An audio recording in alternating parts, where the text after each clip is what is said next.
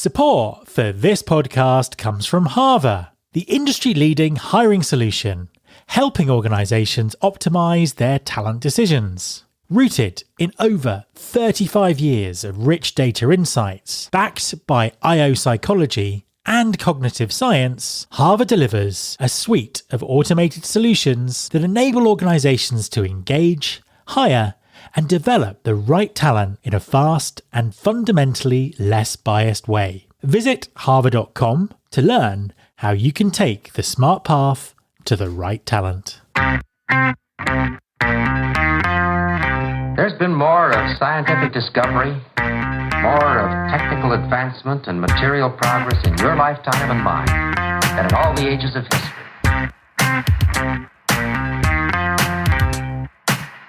Hi there.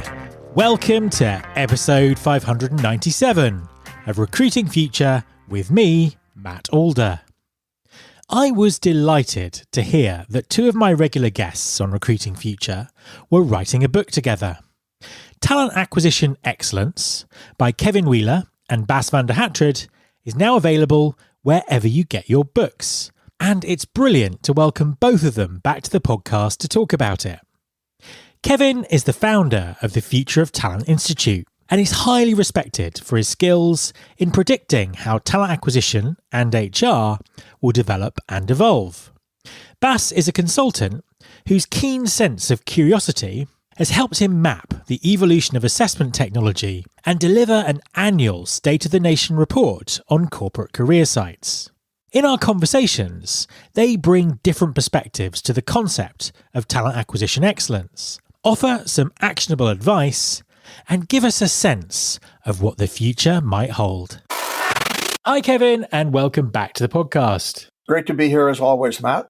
It's an absolute pleasure to have you back on the show. Could you just introduce yourself and tell everyone what you do for people who may not have come across your work before? Sure. I run an organization called the Future of Talent Institute. And basically, we're a think tank that tries to look a couple of years, 2 to 3 years into the future, look at the trends and try to make sense of those trends for the talent community in general. So that's what I've been doing for the last 20 years or something. It's forecasting in a way, but it's really compiling all the various trends that are out there. And then, just as I said before, try to make sense out of them. What does this mean for us in recruiting? Where are things going? And what's it potentially going to look like in 3 years from now, let's say, in our profession? So that's kind of what I do. Fantastic stuff. Now, your co-authored book has just come out. Tell us a little bit about the book and why you wrote it. Sure. It's called Talent Acquisition Excellence, and the subtitle kind of sums it up in a way. It's called Using Digital Capabilities and Analytics to Improve Recruitment. And, I think the primary driver in writing this book was that AI and analytics are core to the future of recruitment and probably the core to the future of almost every function in the corporate world. So I think it was just really important to highlight some of the trends that are happening and then how technology and analytics is playing out in that space. So that's really the motivation behind the book. As you say, you've been looking into the future of people, HR, talent acquisition for a really long time now. And we've been through a number of different technology revolutions and kind of shifts and changes to the way that things work over that period of time. How does this compare to, for example, the introduction of the internet or the introduction of mobile or social media into recruiting? What's different this time in terms of where we are right now? Well, this, I think, for sure is a much bigger and much more powerful and impactful invention, you could say, than anything that you just mentioned. It comes close to the internet, but it may actually be even more important than the internet. I think that, we've struggled for 30 or 40 years or more to try to create an artificial intelligence that was truly intelligent and that could really offer solutions to things. And we've come very close to being able to do that now. So, I think that people like Reid Hoffman, who's the founder of LinkedIn, and other luminaries are are equally convinced that this is a fundamental technology, probably more akin to electricity or the wheel, that's going to completely change how we do everything. So it's a big deal, a very, very big deal. What does talent acquisition excellence look like, bearing in mind we have this huge technology revolution going on?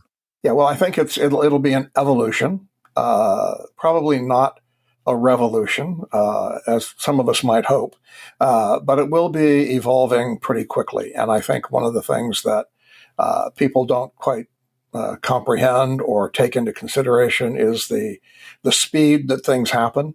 The internet took 20 years to become universally adopted and used. This was going to take, probably has already taken less than a year. So what does it mean for recruiting? It means that more and more functions that recruiters used to do and take pride in and have skill in doing are going to become at least heavily augmented, if not completely automated, by technology.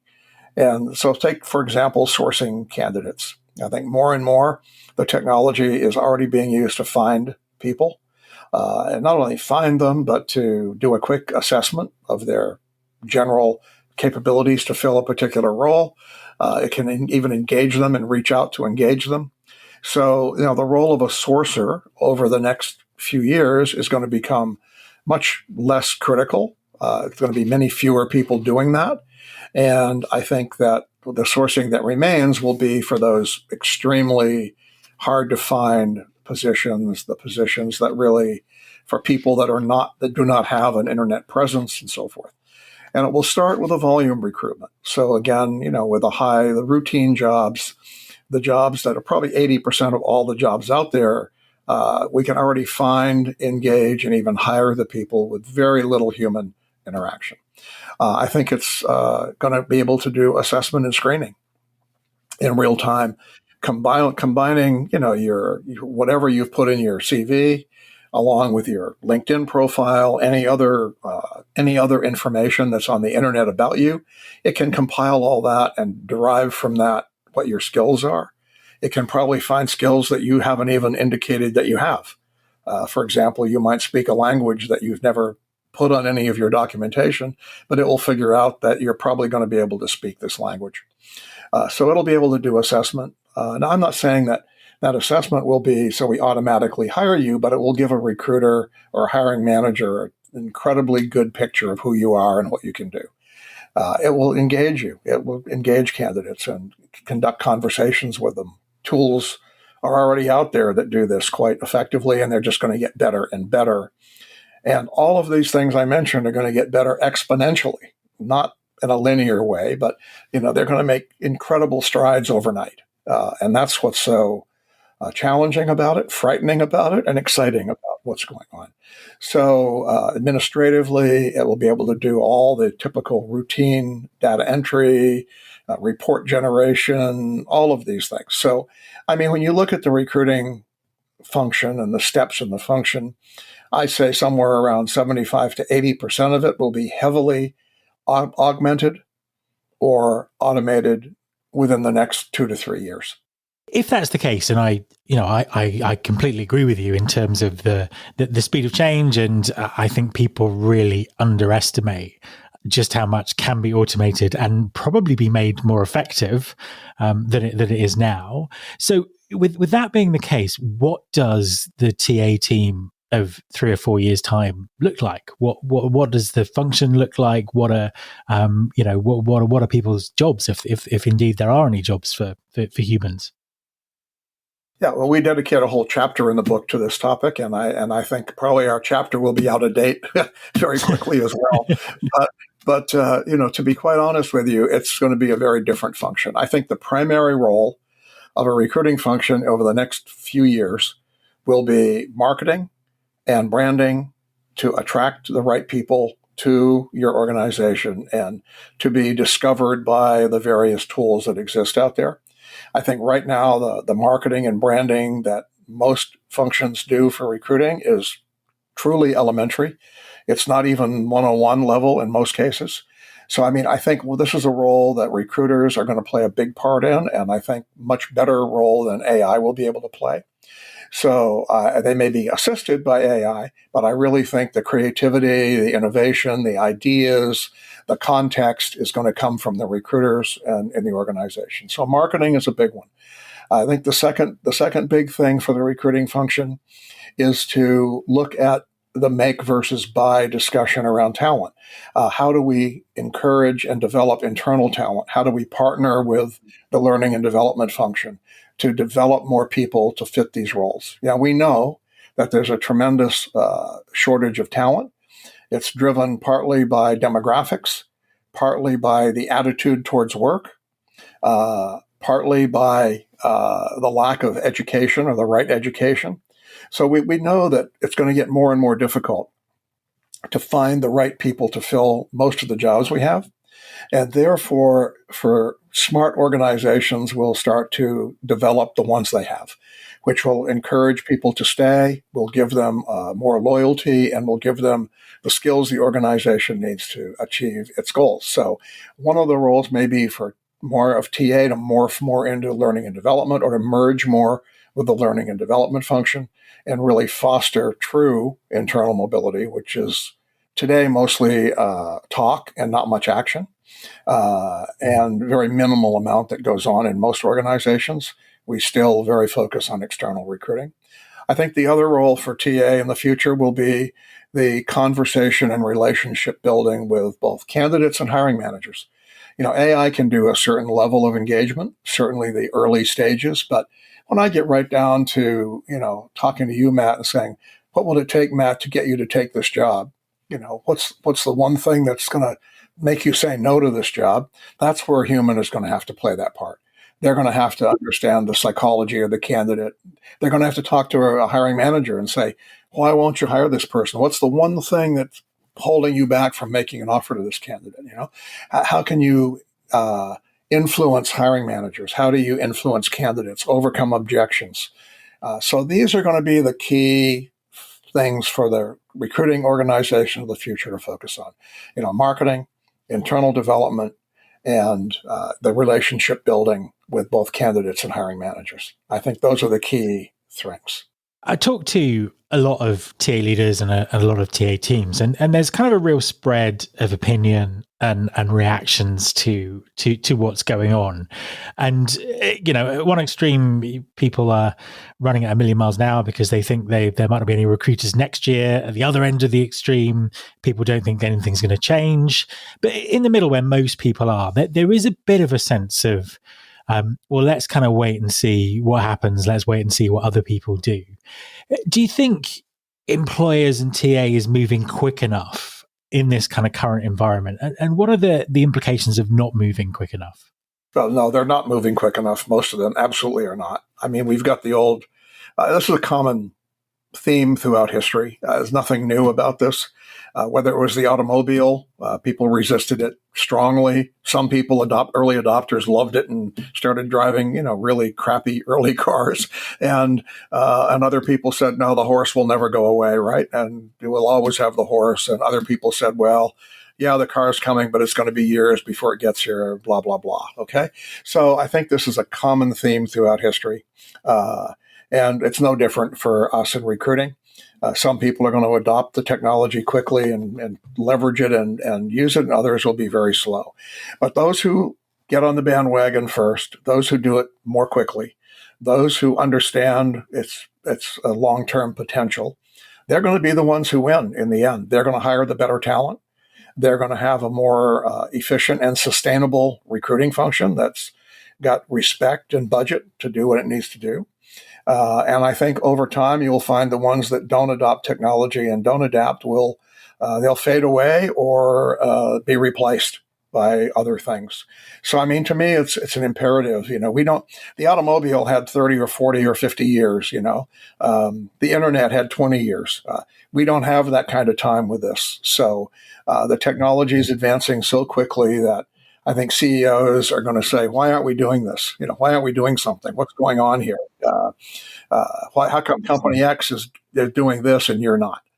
So I think it's absolutely critical that we move with great speed and experiment broadly, even though many of the tools aren't quite there yet.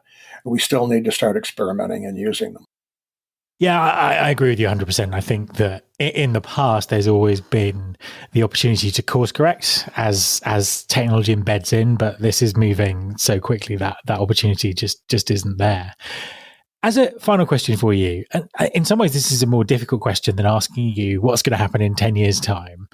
How much change do you think we'll see this year? Where might we be by this time next year? Yeah, that's a really good question. And unfortunately, we're not going to be where I would hope we would be, I don't think.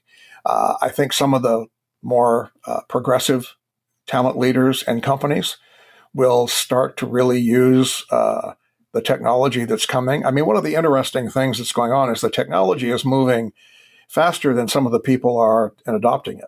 So I look at some of the tools that are coming today, the sourcing tools and so forth. They're already morphing into offering far more than just sourcing.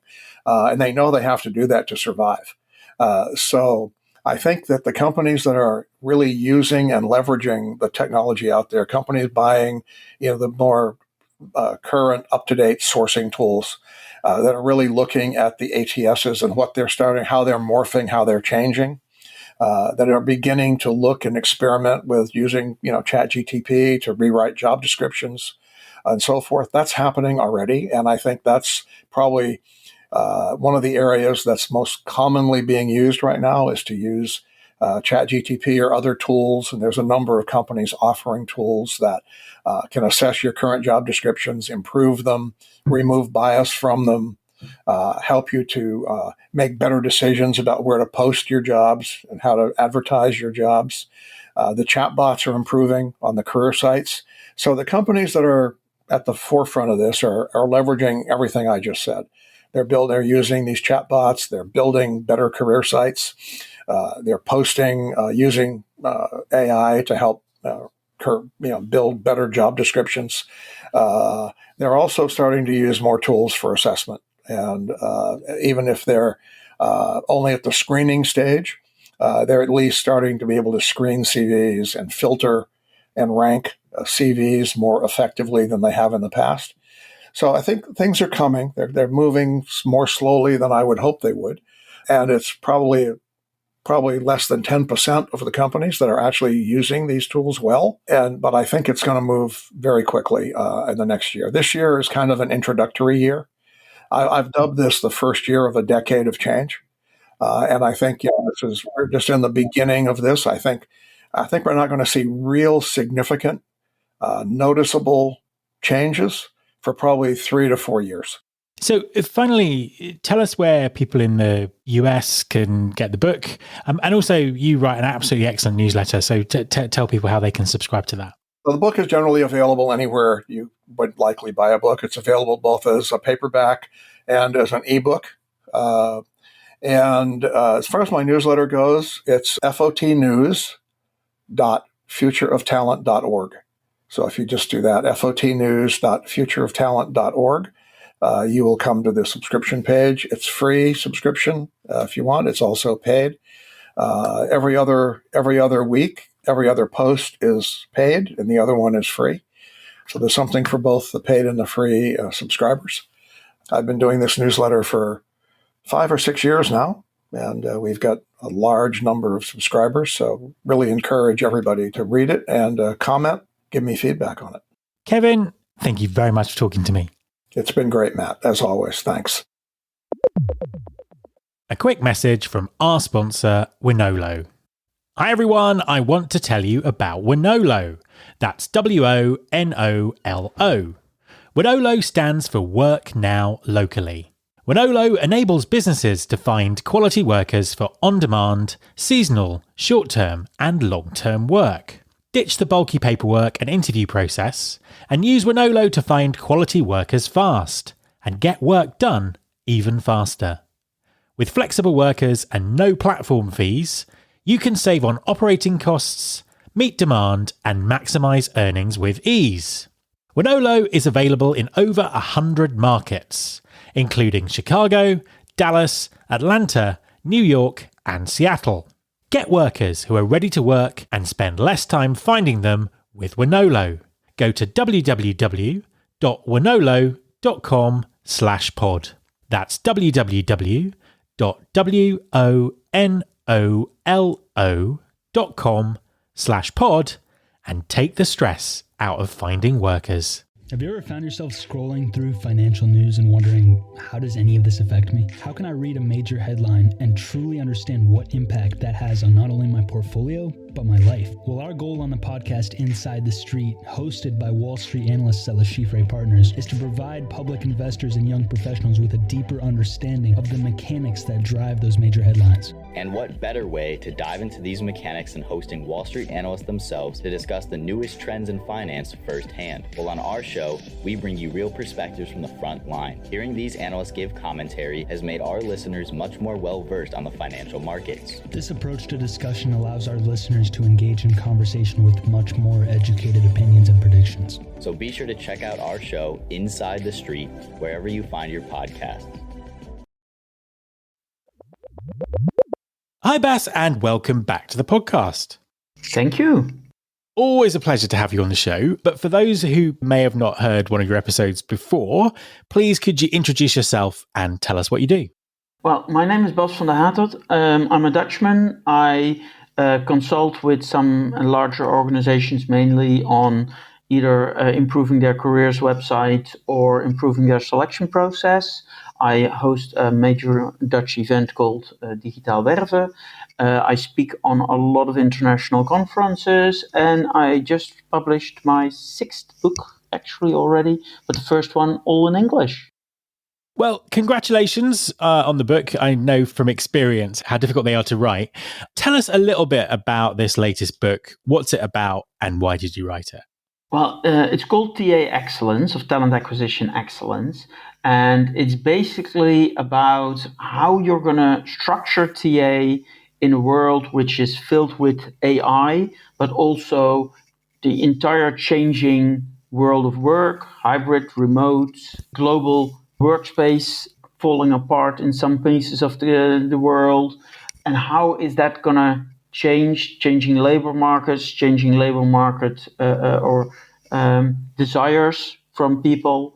And we tried to look at what's happening, plot models on that, and especially show people that there's no one way to do recruiting right. There are several ways to do it right, but there are even more ways to do it wrong. Just want to ask you a question, sort of based on your experience working with, all the companies that you work with and the conversations that you have with TA leaders. We talk a lot about why this is a significant time, why things are changing. You sort of really laid out some of the reasons there, and it really does feel like this real inflection point in talent acquisition. The talent acquisition leaders that you speak to, do they share that opinion? Are they having issues that need to be solved? Can they be tracked to some of the changes that you're talking about? Definitely. Well, some of them do, some of them don't. Let me be very clear. I mean, like in every profession, you've got the people who are actually more leaders, and you've got people who are more the managers, making sure the store is open, but not really changing anything. Those who see the changes are looking at, for example, I had one client who completely revamped his entire talent acquisition strategy and was looking at how can technology support us on every part of the journey, the candidate journey, because he realized, first of all, it was getting harder and harder to get quality recruiters, but also he saw on the one hand for many jobs, because it was a really, they had a strong employer brand, so it was an employer who still got a lot of applications, and on some they were just ballooning, and on others it was impossible to find somebody. So he basically said, we need to change everything we do, or at least we need to question everything we do. The fact that we've been doing this for 25 years doesn't mean it's the right thing to keep doing. Again, that's interesting, I think, because you're illustrating there a mindset shift that we're all seeing, the people who are kind of leading and really kind of leaning into this change making. How do people go about that? What is that kind of mindset shift that you think people need to take right now if they're going to achieve talent acquisition excellence in the future? Well, in his case, I don't think it was a mindset shift. The interesting thing is he came from outside of TA and he was looking at processes and he's like, that's just weird. He came from the business itself and he became the head of talent acquisition. He now left the organization, or at least he went back into the business again. He left the TA part of the organization after, I think, 6 years, 7 years. But he was just looking at processes. He's like, this is weird. And then he found somebody like me who said, yeah, I agree. It was about selection. And they sent the very last candidate to an assessment center. And basically, they already decided this is the guy or girl we're going to hire. Let's spend an insane amount of money on getting a checkbox. He's like, isn't that weird? And I'm like, yeah. He says, how can we do this better? I said, well, the earlier assessments are, the better and the more candidates. And he's like, yeah, but we don't have the money. And I'm like, well, hello, technology.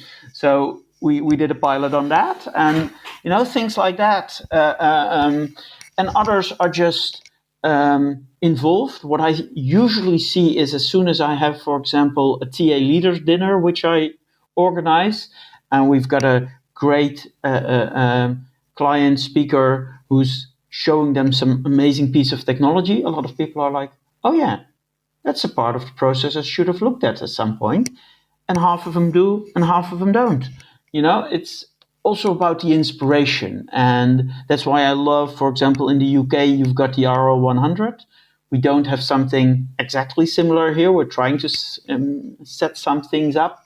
But the inspiration, and I think that's actually what you're talking about, a mindset change. I think it's about a mindset which should have always been there. TA leaders going to events, getting inspired, and just realizing, we might need to do something about this. Where should TA leaders be focusing their energy in terms of practically improving their talent acquisition? What are the key things to focus on in 2024?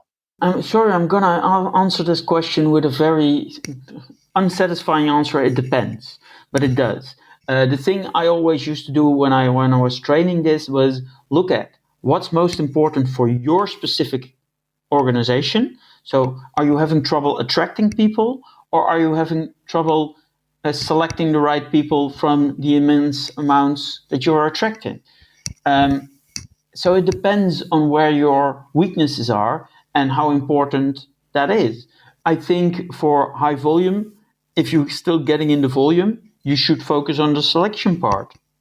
I think if you're having problem attracting people, you should be focusing on the attraction part. It's that simple.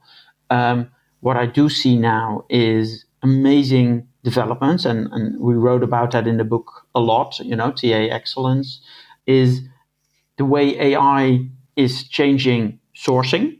I've seen demos of tools which are looking at doing automated outreach messages even.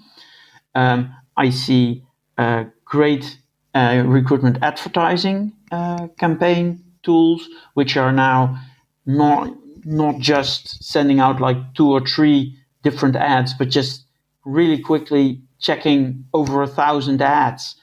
And we call it next generation programmatic. But I also see amazing developments in selection. So, out of all the technology that you're seeing at the moment, because I know that you look at lots of different things and their potential, what's the most interesting area out of all of that you think has the biggest potential moving forward?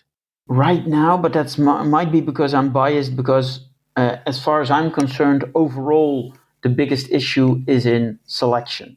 I mean, we've been relying on the CV and on cover letters for ages, even though no scientific research has ever been able to show any correlation between future achievement and a CV, let alone a cover letter.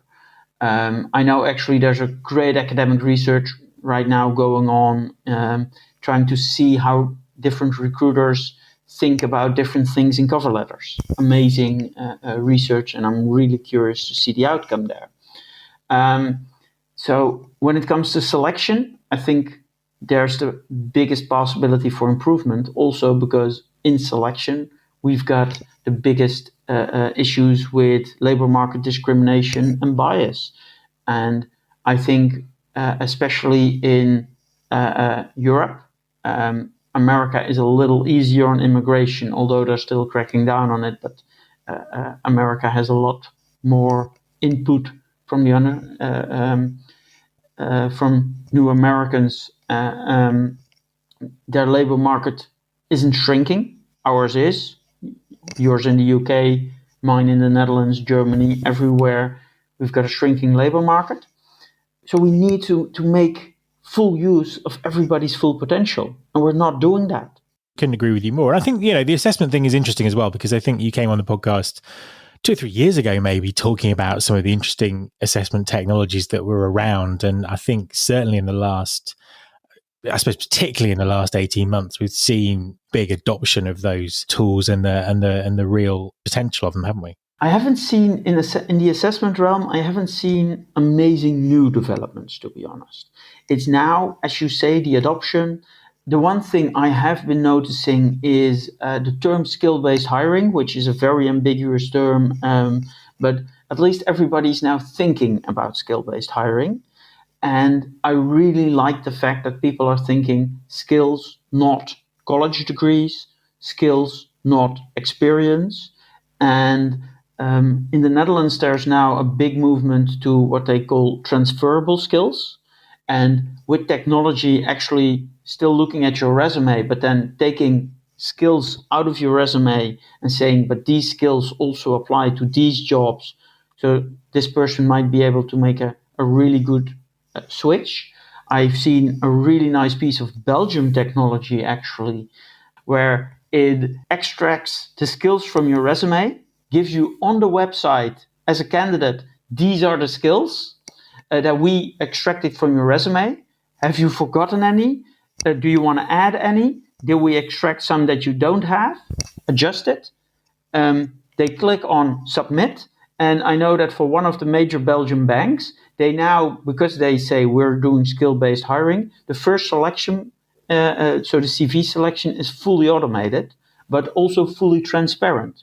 You were talking there about adoption. Although people like you and me get frustrated that it takes so long for technology to be adopted, it's certainly a lot quicker than it was 10 years ago. And I think we can now see from, as we were just saying about assessment, we can see these things coming through and starting to change the way that people think.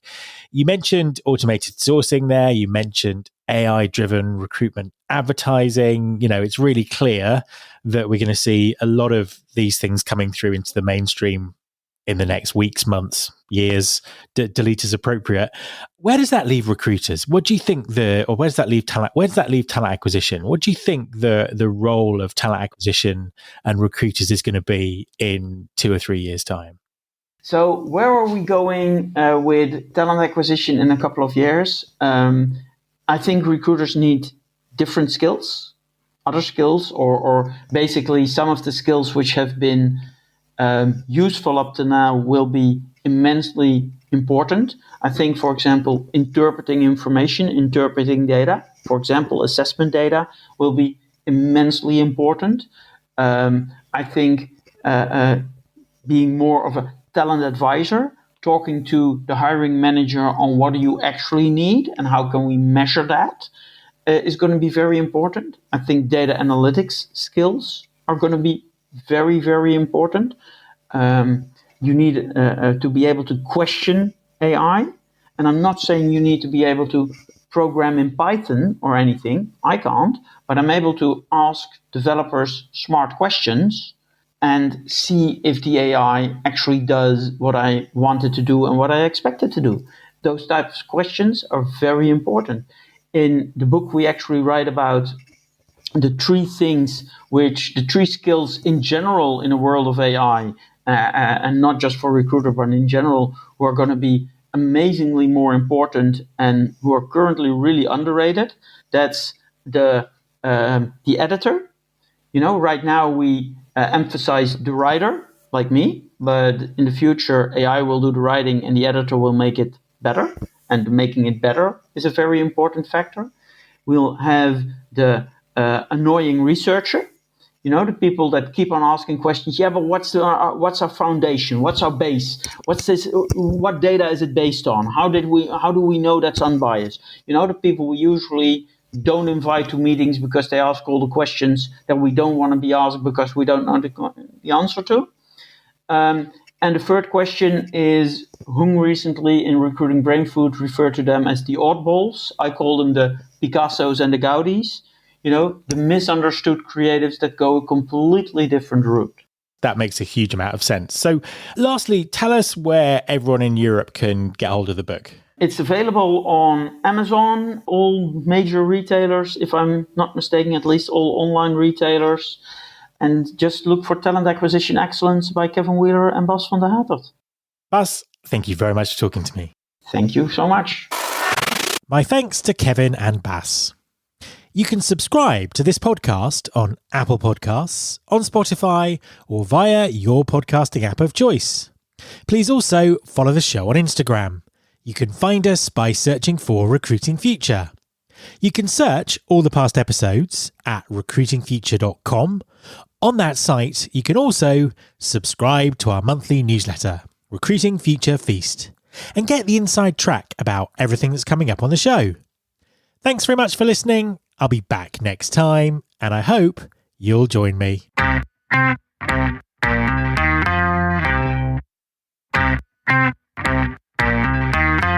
This is my show.